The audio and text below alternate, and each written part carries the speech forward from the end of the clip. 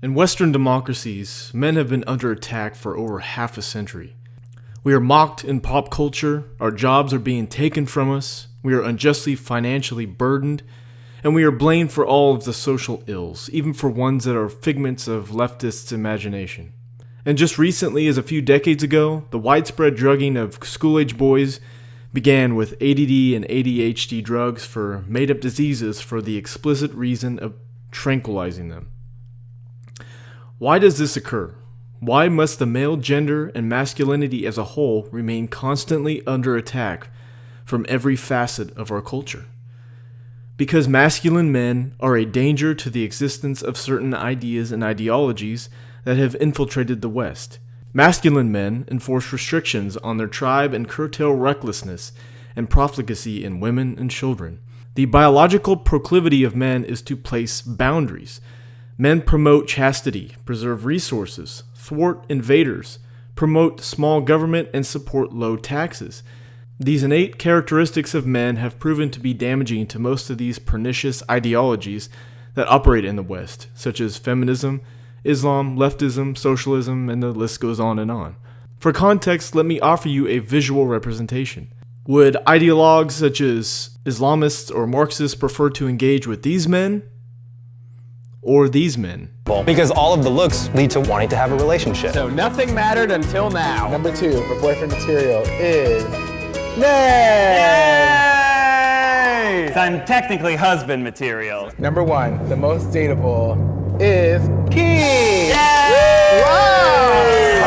I won! Yeah, hell yeah.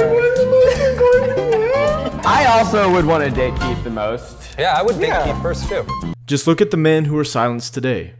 They are conservative. Now, not in the political sense necessarily, but conservative in matters of resources and guidelines by which we must live in the real world. Let's be frank, men are rational. They can look at a problem or at the laws of nature and are able to rationally see it for what it is and make an empirical decision in how to move forward. For example, masculine men see the $22 trillion national debt in the United States and say, this is absurd, this kind of spending is unsustainable. Women, on the other hand, rarely concern themselves with matters such as the national debt. And in this society wherein women are free to make financial and other life decisions without consequences, they don't care the kind of debt that they or the country they live in accrue.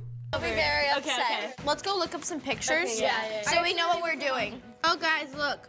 This is like a makeup look. Oh God, purple eyeshadow. What?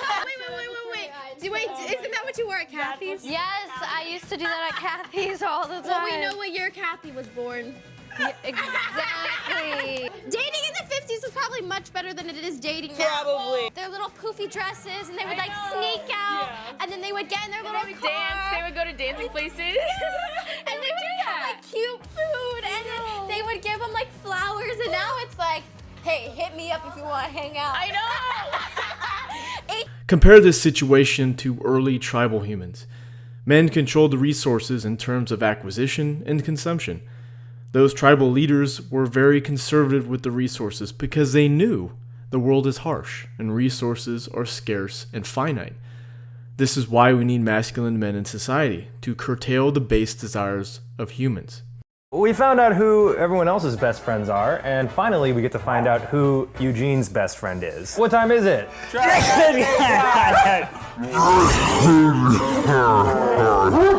I sneezed. Oh, wow. That was awful. We're gonna use that take, I guess.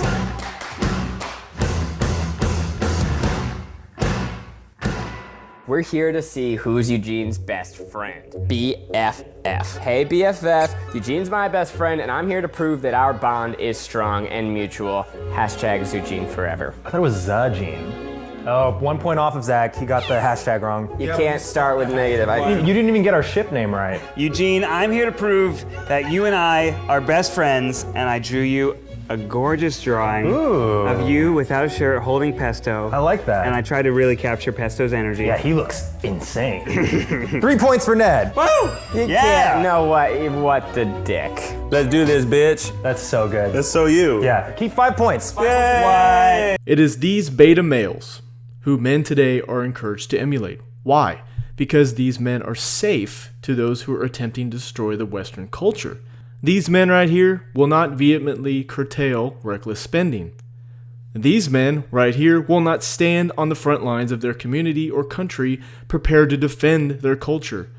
These men will not stand up to women and say no to their destructive choices. Now I know exactly what the detractors of my arguments in this video would claim. They would argue that men are inherently violent, especially toward women and children, and men through history are repressive and bigoted against women's freedoms and those in the LGBT community, blah blah blah, etc., etc. They would say that the enforcement of boundaries and standards by men is a form of violence and oppression. This is absolute bullshit. Now, to make the claim that men were never violent towards their wives or children in history is as insane of a claim that all men are violent against their family. I'm claiming neither. Human history is rife with gray areas. However, the enforcement of boundaries is in itself nonviolent.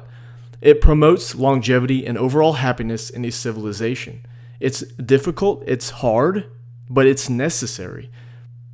And isn't it ironic that these ideologies that shame masculinity almost entirely use or at least argue for literal violent actions, i.e. abortion, gun confiscation, wealth distribution, and sometimes outright communism? Right now, in this current epoch, we have a front row seat at witnessing the consequences of a society void of masculinity. I don't know if we can turn the ship around without losing the culture that our forefathers have cultivated and that we've enjoyed. In my opinion, it will take an absolute and utter collapse of society and the economy for any kind of rational sense to return to Westerners. But by then, it could be too late anyway.